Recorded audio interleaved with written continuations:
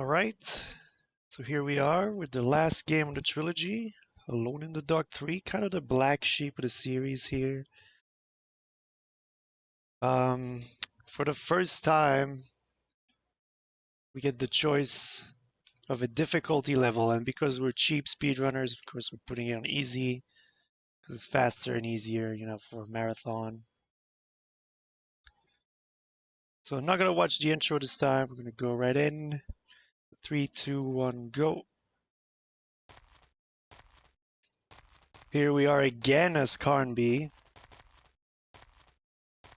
This game happens just a few months after the events of the second game. This time we have to go to a ghost town called Slaughter Gulch, and immediately as we get there we see ghosts. They blow up the bridge and we're already trapped. So we definitely just jump right into the action here.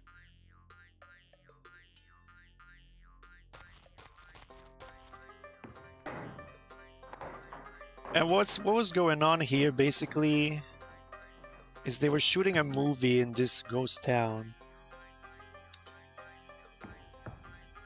And one of the actresses was Emily Hartwood from the first game, which we did play in the first game because she's faster.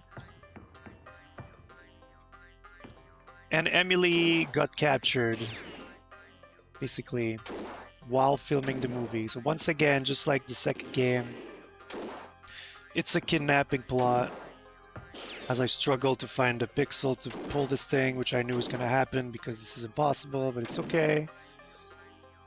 We're in no rush. We gotta wait in this section anyway.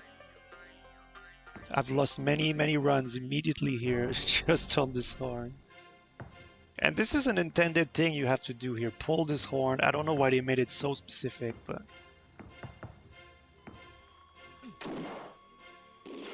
It's not really too big a time loss because you gotta wait for the zombie at the top to leave the screen before you can progress. So like last game we had zombie pirates, here we got zombie cowboys.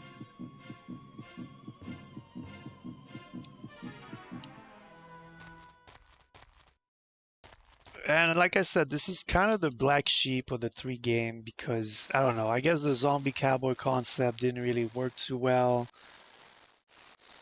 People were already not too big on the second game with the zombie pirates, so the cowboys, they didn't really work too well with the public either. So like in the legacy of this series, like out of the first game, Alone in the Dark 1 is definitely the one that still gets played the most and talked about the most.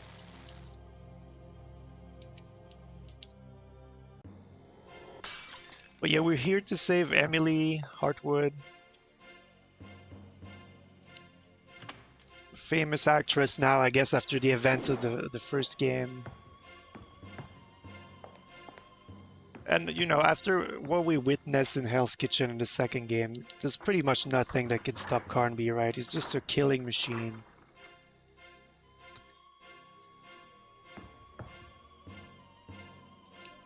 So we're just gathering a bunch of things here that we're going to need to progress. And I guess I never really mentioned, but like these games were a huge influence, especially the first one, were a huge influence on what became known as, Resident Evil. A lot of concepts were taken from Alone in the Dark, like enemies jumping through windows and just, the fixed camera, tank controls, exploring a mansion. Don't die! Oh my god, I'm gonna... Okay, well, that's how we're gonna bring back the schedule on time. I have to start the whole game again. Rip watching cutscenes, mates. I knew it was gonna happen there. I knew it was gonna happen. It was not a problem at all in practice. But of course, because here's the thing with this game, right? Like you can't just hold the run button to run. You gotta double tap to trigger run, and because the frame rate is not consistent, it's very difficult to be consistent with your running. I should have restarted the timer, I guess. I did that by habit, but yeah, we gotta start everything over. Oh well.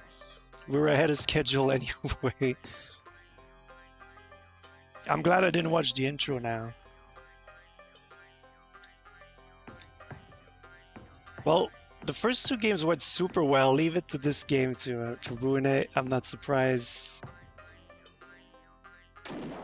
There's so much jankiness and just like weird soft locks and insta-kill mechanics in this game.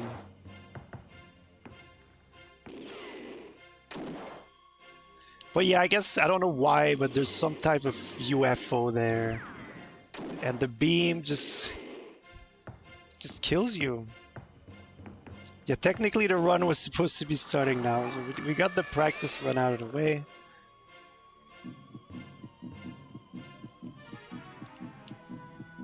I mean, that's why I've been saving so much in this trilogy, you know, because there's so many one-hit kills, so many soft locks.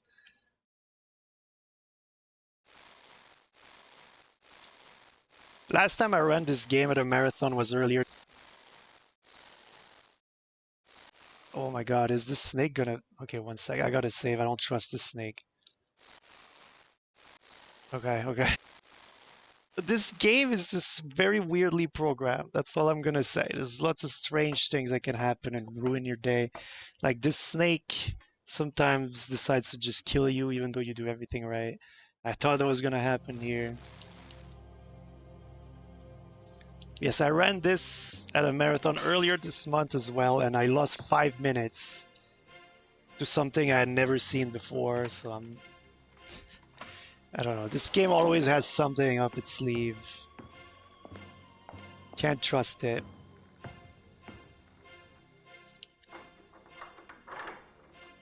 Just gathering our weaponry again. But as I was saying, like, this series, huge influence on the Resident Evil series. One of the creator of the Resident Evil series denied it for his entire career because Capcom, I guess he was contractually obligated by Capcom to pretend like this game did not influence Resident Evil, but as soon as his Capcom contract expired, he went on record to say that yes, indeed, this game was a huge influence. So I'm gonna save this time. There we go, it's really not that hard. But when you fumble, when you try to do it fast and you fumble the double tap to run,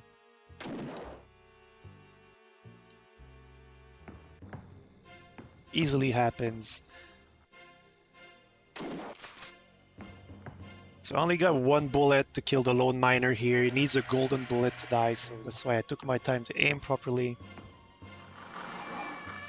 He leaves behind a sack full of scorpions. Always useful, you know. Now shoot, here we are alone in the dark as we're being voodoo hung. So we gotta use the voodoo hangman's rope to get out of this predicament. We drop the sack of scorpions into the pit, which opens the door, totally makes sense. And then we find a piece of dried meat. So this game is very like adventure game in the way it works with its puzzle. Like it's so nonsensical, it's so ridiculous. I'm gonna save here because you can soft lock if you put the dynamite wrong. Which this angle looks a little weird, so I'm glad I saved. No, we're good, we're good.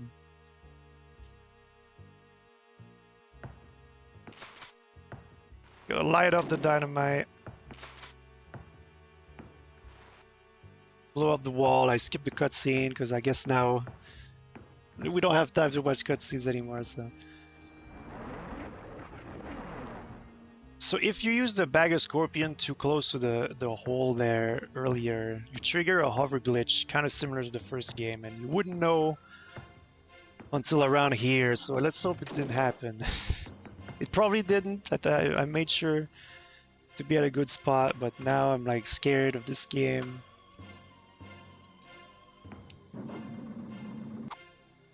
So here we use the sheriff's badge and the whip to open this door. Okay, no hover glitch was triggered. Good.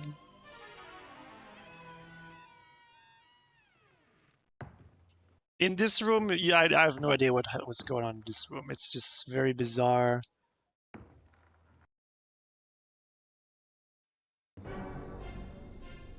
Very strange things are going on here.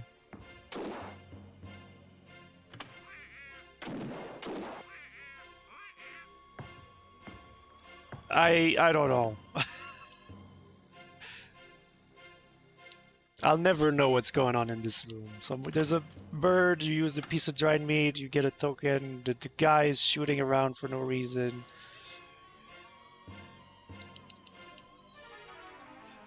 There's way many more items to be picked up in this game compared to the previous two.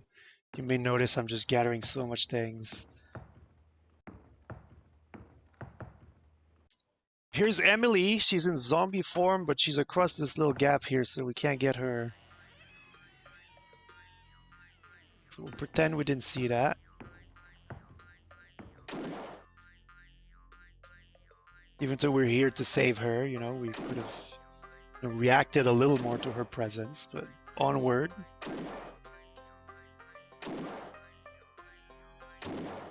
Here's the guy. And there he goes.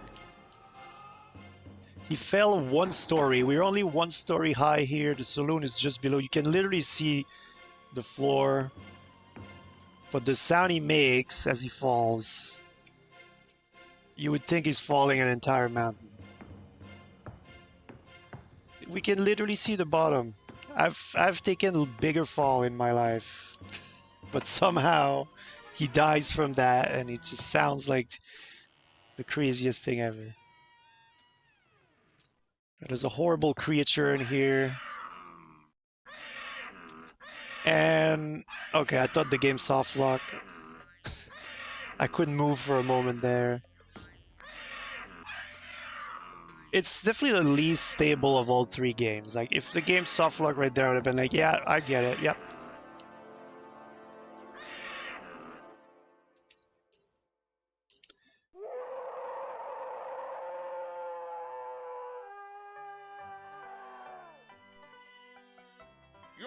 So we kill the creature by taking a picture of it. Unfortunately, we get unlucky here on the text, which means we're not going to hear Jetstone build a water tank, which is a fan favorite. I apologize, guys. Sometimes this happens. No water tank. Okay, this part is extremely difficult. I'm probably gonna die a million times. It is probably the hardest part in all three games because you actually have to do platforming Mario style. Okay, we got the first jump. Reset because we didn't hear the line. Yeah, even the intended jumps here are extremely hard, so I'm probably gonna save all over the place because this is just very unpredictable.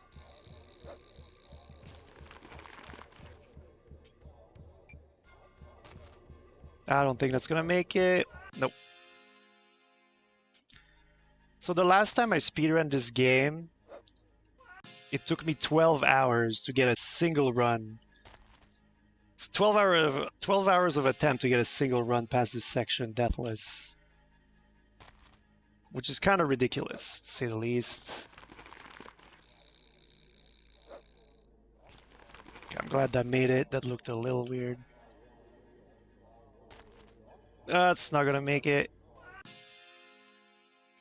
That's why I'm safe scumming so much, because I could also take the intended route, which is like easier, of course. You don't have to do any of these crazy diagonal jumps, but honestly, even the intended jumps can get you. It's ridiculous. Anyway, you use the Indian amulet here. The eagle carries you across to the end of the puzzle.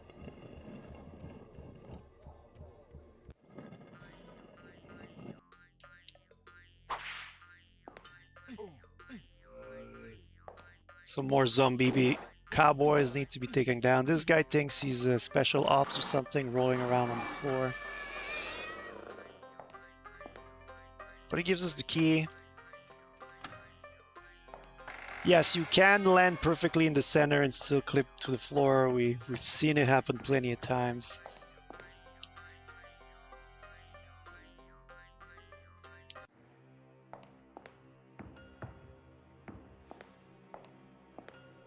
So now we're in the bank of Slaughter Gulch.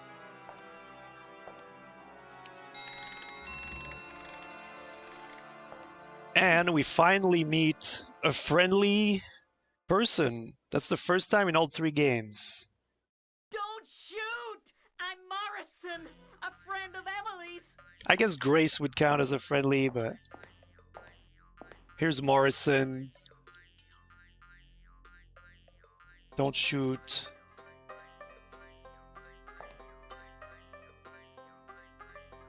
And now we wait. We do a little bit of a conby dance here.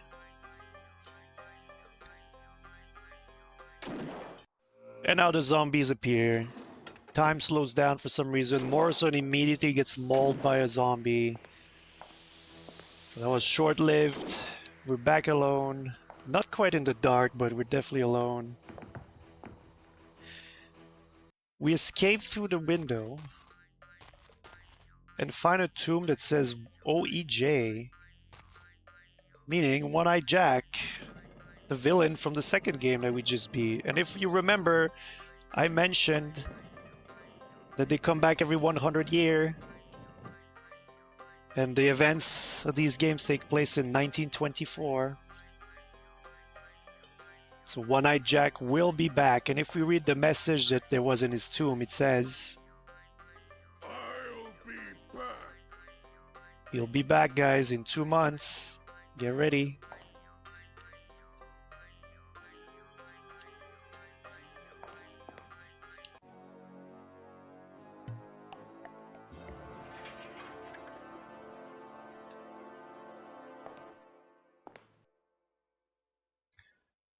Anyway, we stumble upon some weird concert here.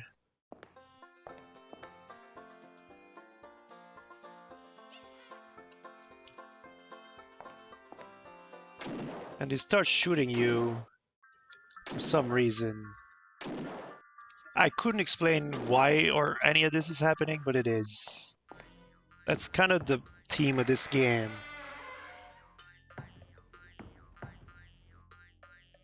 So earlier in the game, we learned that you can open a door with a bullet and a hammer, and that's what we do here.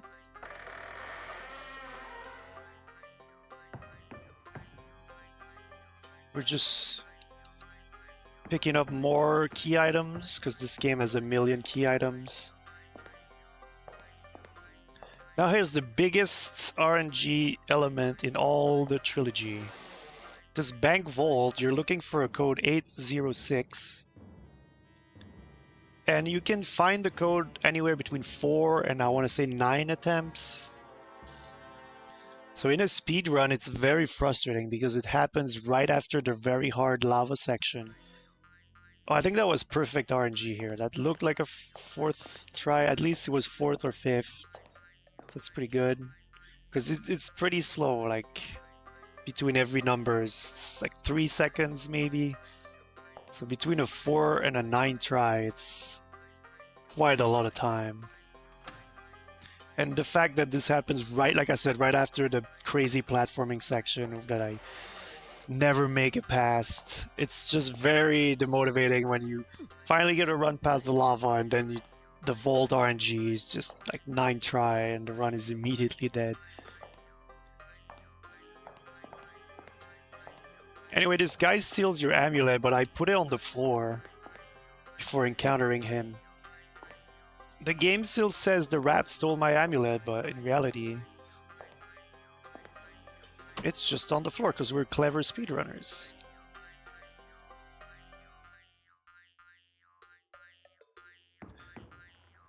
Right, don't mess this up. Get the detonator box. I did this very slowly because this is what I learned last marathon I did. if you don't grab this detonator box, you only get one shot at it. And I lost 5 minutes not knowing that. So yeah, here we are. We met another friend who sent us off on a minecart, but just like Morrison, he immediately gets killed. This game is ruthless.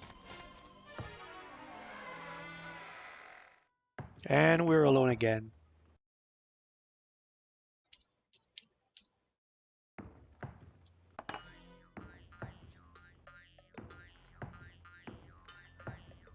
Okay, I wouldn't normally save this, but there's a insta-kill mechanic here, and because I've already lost so much time at the start, just gonna make sure I save. Okay, we're fine. Basically, if you touch this door at all, you're dead. Now we blew up the whole joint. Kablam. This is the train station. If you don't do that, the guy that stole the amulet earlier is just gonna keep chasing you forever. And now we meet Jedstone with Emily here. Jedstone is the main antagonist of this game. I didn't really talk about it, but he's the one behind the plot to capture Emily, and he basically makes a trade with you where you give him the money you find in the bank, and he's gonna give you Emily, but as soon as you give him the money, he kills you. And we died. And we reincarnated as a mountain lion. Because we had the Indian amulet. So the Indian amulet saved our life. Now we're a mountain lion. Best part of the game.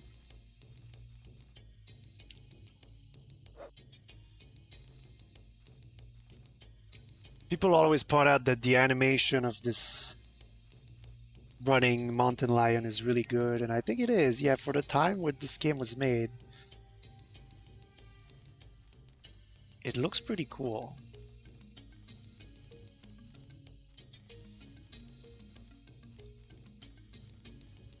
Also really enjoy the music here. But anyway, unfortunately this section's not super long if you know exactly what you're doing. But what we gotta do here, we gotta put some tar on our paw, go into the bank, put some silver salts on the tar, and because there's a full moon going on, there's werewolves that are gonna appear, so silver on the paw. There's the full moon. Some werewolves are appearing, we're gonna have to take them down.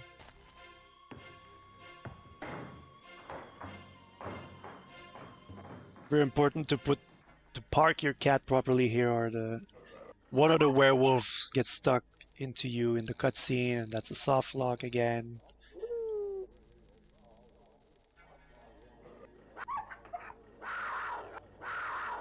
Alright, that was pretty good.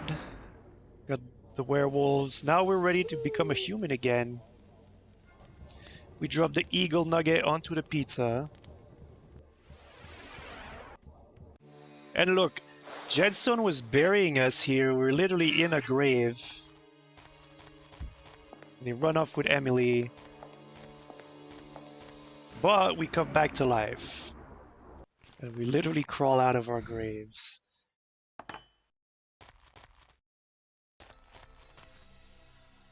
Back for revenge. Hey, you. Somehow our double is here. Our cowboy double is here. But we're a man of peace apparently, so we merge with him by dropping our on the floor organ, and we become a cowboy of our own. So now that we're Carnby Cowboy, we're ready to take on the final dungeon here, the Jedstone Lair, which is below the water tank that he built. I always dreamed of being a cowboy.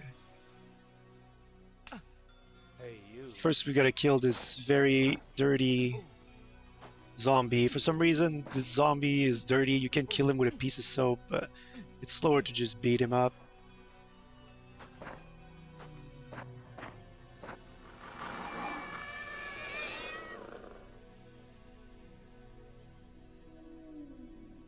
There's the secret entrance to the secret lair Jetstone.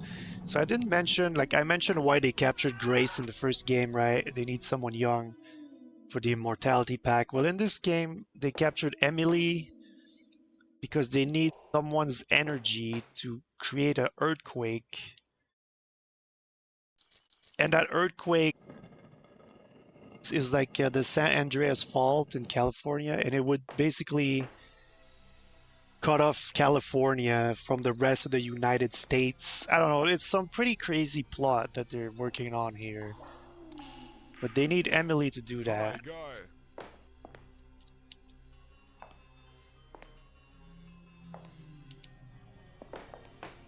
Get a pickaxe here. Definitely have the safety save here because this is one of the jankiest part of my video game existence. Is this right here. Okay, that was pretty good, but these platforms sometimes they just don't behave at all. You can have perfect movement and still fall to your death. Which has happened to me numerous times on good pace.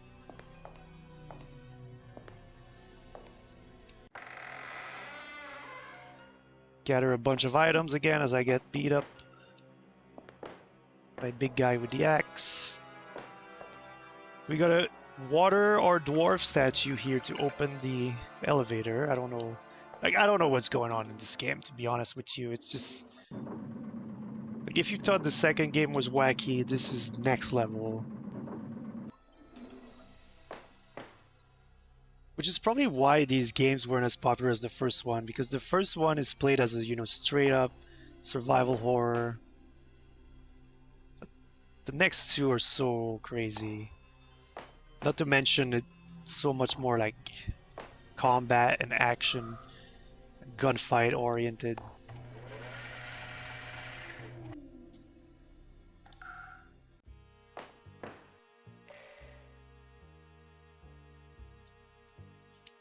So we're in the evil doctor's lab now.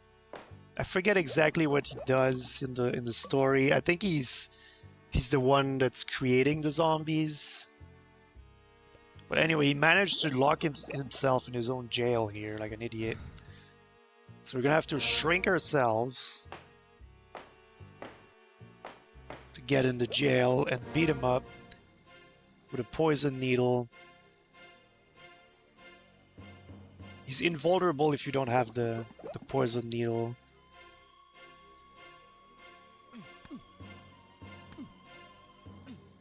There he goes. Find a whole bunch of items still. Honey, I Shrunk the Carnaby, yes.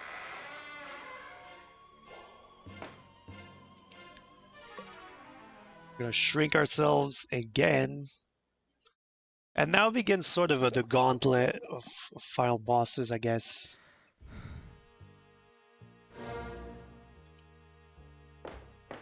But first we need to hop across the gap here with a piece of straw. If you die here while you're shrunk in this room is one of the most gruesome death animation in this game, but I'm not gonna show it because it takes quite a bit to wait until you de-shrink. So here's Spider-Man. We're gonna poison his food.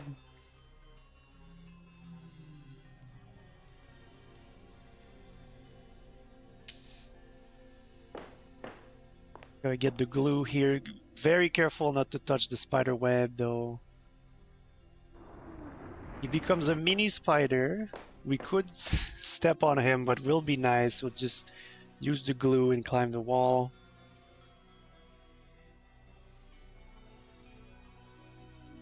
Here's the second boss of the gauntlet. Mr. Headless. Hey, you. Greets us with a nice hey you. Gotta take his head and throw it in the hole.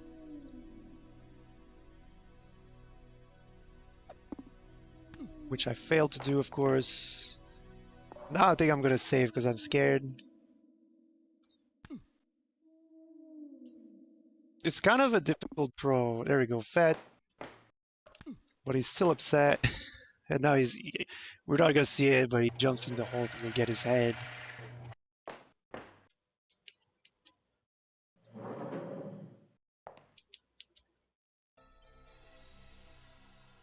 Finally get our hands on another gun.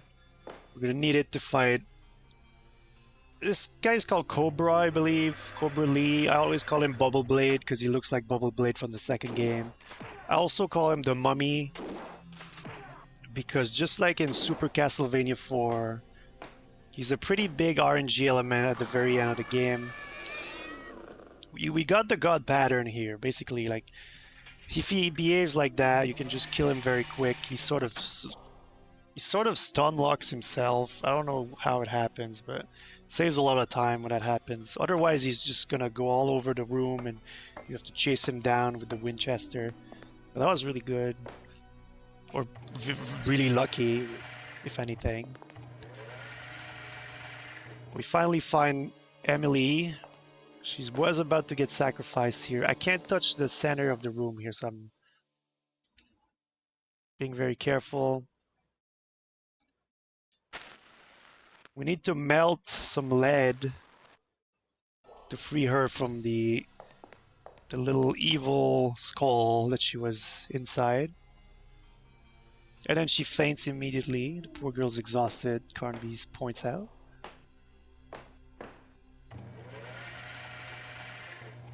And we just leave her alone.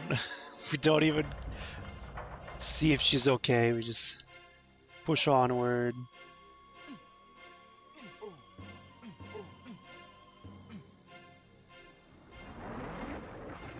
Get to the room here. There's a spike wall coming. I'm gonna save because we need to throw a bottle of ammonia that we found earlier to wake up Emily. And she's gonna save us. We're mean and didn't even check up on her just now. There's sort of a cute trick you can do here. If you hold down right after you throw the ammonia bottle, Carnby's gonna back away and he's gonna keep backing away during the cutscene. As we can see here, I'm backing away into the spikes, but it's not doing anything to me. Saves a few seconds.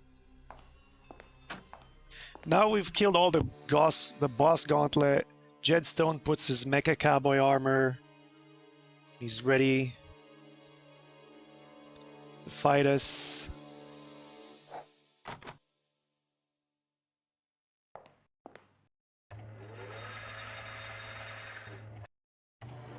But here he is, flanked by the Elwood brothers.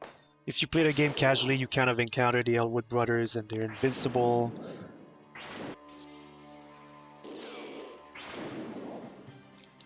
Anyway, the trick to kill Jedstone here is you get the water running and cut some electrical wires and he just gets electrocuted and died. There's a frame perfect trick here you can do, which I did get just now. If you cut the wire at the same time on the same frame that Jedstone shoots, you skip a cutscene and you skip being stuck in the wall. So it saves like about 8 seconds to get that frame perfect trick. Pretty nice to get it. I'm pretty consistent at it, but like if you try to get it on the first possible cycle, it's much harder. Of course, that was a second cycle here, so it's much easier. But that's it. We saved Emily. We get the train running. And we're out.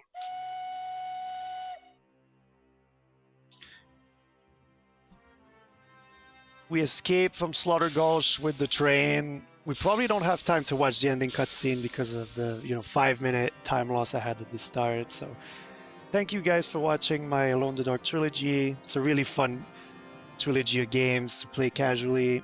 Sometimes you might need to look a walkthrough because you're going to be stuck, especially in the second and third game. But if you want to play these games, I would encourage playing the first game at least for sure. It's a great classic. So yeah, thank you guys. Thanks RGL for having me on this very spooky Halloween-a-thon. And good luck to I believe it's Linka Meister with Soulless Dreams coming up next. Thanks, guys. See ya later.